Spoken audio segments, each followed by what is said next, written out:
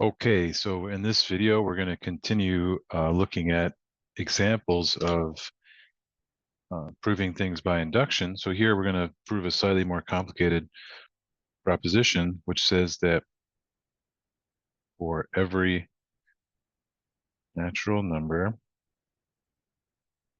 we have the following fact. So if we multiply, notice we're multiplying odd numbers. So in order to use n here, we're going to say 2n minus 1. We've done this several times where we need odd numbers. It's even numbers are always 2 times a natural number, and an odd number is either 2 times a natural number plus 1 or 2 times a natural number minus 1. Either one is fine. Here we're using minus 1, and it will affect only the way the formula is stated on the right-hand side. So again, we get this closed form expression for the multiplication of the first 2n minus 1 odd numbers.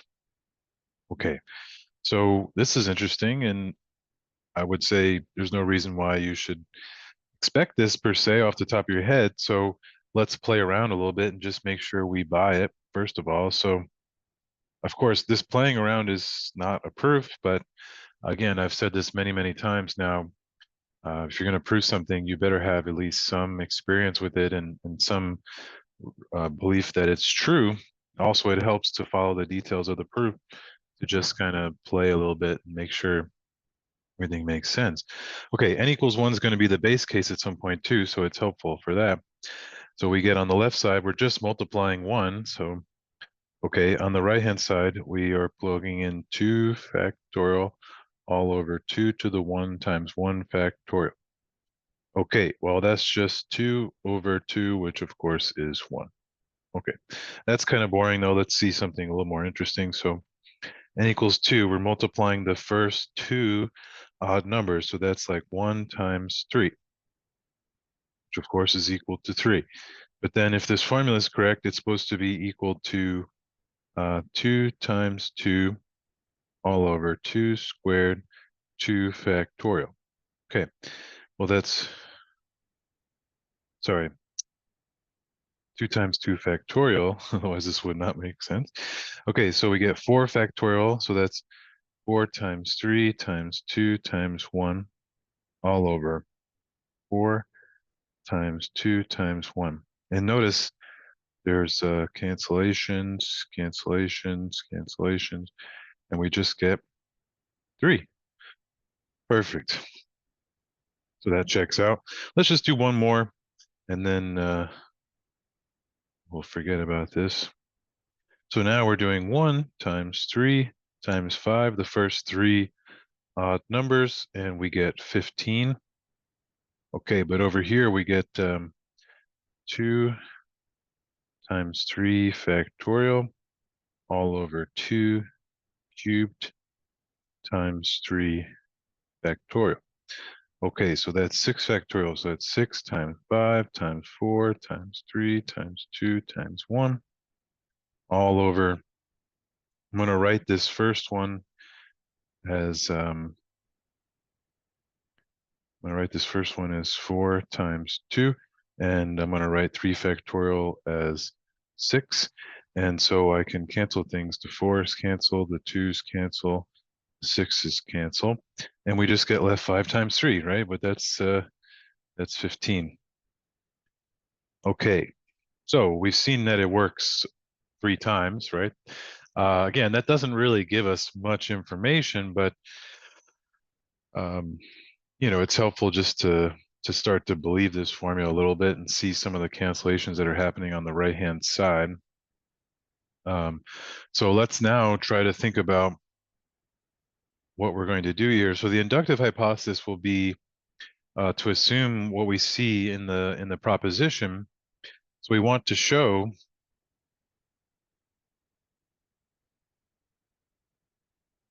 we're going to assume the proposition is true for n, and we want to show that if I take 1 times 3 times 5 times dot dot dot times 2n minus 1, but now I go one more, right? So when I go one more, I have to say 2, I have to replace the n with n plus 1, right? So that's like this. And when you do that, you have to, wherever you see an n, you got to replace with n plus 1.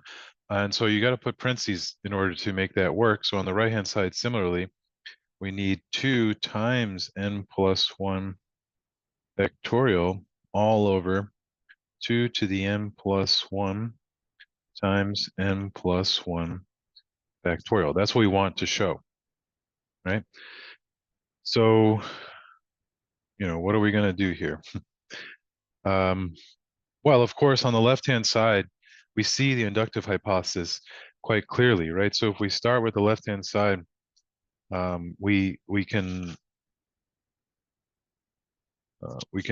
use the inductive hypothesis right away, and then we hope that the rest of the algebra works out. So that's what we're going to do in this proof. So let's go to the proof now.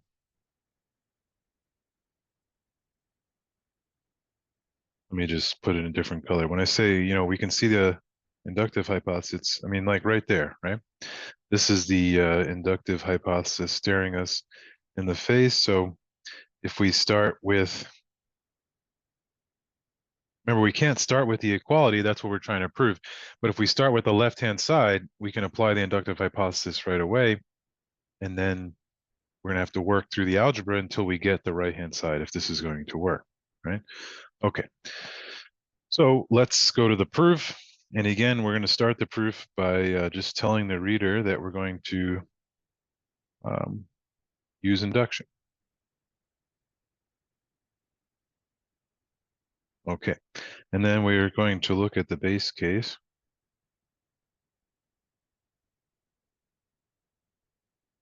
Which is n equals 1 in this scenario. And we've already checked it, but we should write it in the proof. So 1 is equal to 2 factorial over 2 to the 1 times 1 factorial.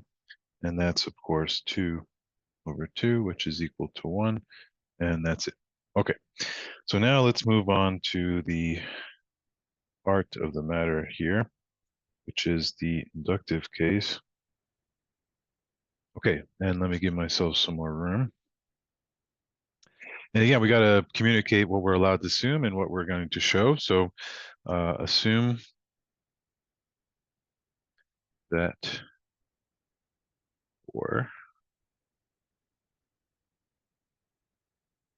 a natural number, we find that the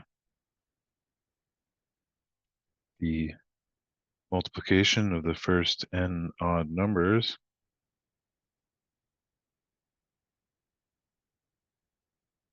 is equal to this closed form expression. And we will show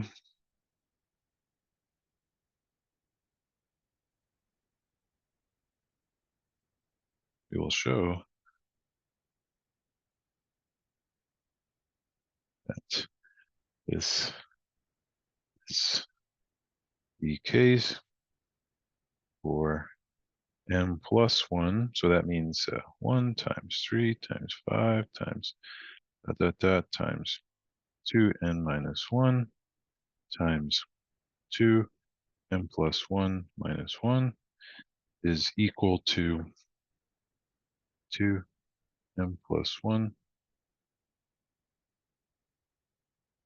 all over 2 to the n plus 1 times n plus 1 factorial. Okay. So let's see what we get here, right? So if we start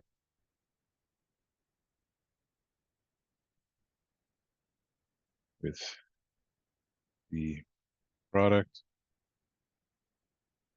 of the first m plus 1 odd numbers, we may apply the inductive hypothesis to find. So here we go, right? So we start with the left-hand side of what we want to show.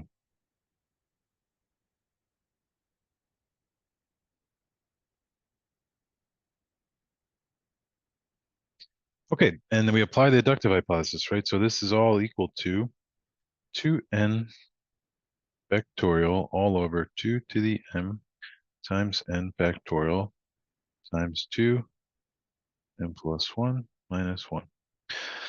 All right, now we got to somehow make this look like where we're trying to go. So um, there's a few ways that we could proceed, but for one, we can just try to fix the denominator because we know up here that the denominator should look like this, right? This is where we're trying to go. So we know what the denominator should look like. So we can just fix the denominator and then hope that after we fix the denominator, the rest will kind of fall into place for us. So that's what we're going to do. We're going to multiply the denominator by 2 and n plus 1. That'll fix the denominator, but we'll have to do that in the numerator as well. And then hopefully this will all come together for us. Let's see what happens, right? So let's tell the reader that. So by multiplying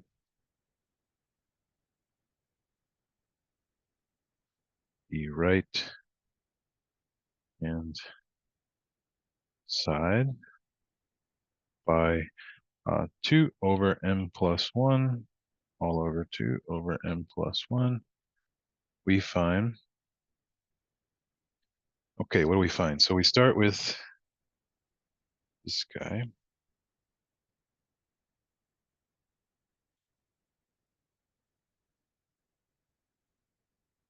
And I'm going to now multiply it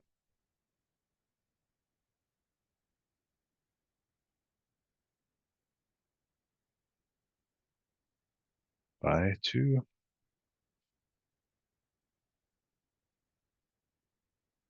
Okay, so what happens when we do that? Again, we fix the denominator, meaning we made it look the way we expect. And let's rewrite some of the terms in the numerator as well. So let's see. We have 2m factorial. The next term is 2n plus 2 minus 1, so that's 2n plus 1. And the next one's going to be 2n plus 2 when you distribute the 2. And then here we put the first 2, we're going to combine it with the 2 to the n and the n plus 1 with the n factorial, which gives us n plus 1 factorial. Okay, now we feel like we're in business here because, well, what is 2n plus 2 factorial? It's 2 to the n factorial times 2 to the n plus 1 times 2 to the n plus 2. So the numerator is exactly what we want. It's 2 to the n plus 2 factorial all over 2 to the n plus 1, n plus 1 factorial. And if we like, we can just pull out the 2 to just make it really clear.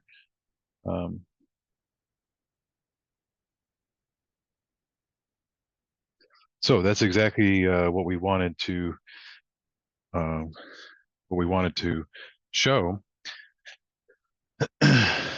So let's just maybe because we um, well, let's just say which is what we wanted to show. Okay, so we showed we did the base case, which showed that we can start off the ladder. We have a first rung on the ladder, and then the inductive case tells us we can walk up every rung of the ladder one by one by one by one, starting at n, then going to n plus 1. And so that means we can prove the entire thing for all values of n. So we say, therefore, by induction,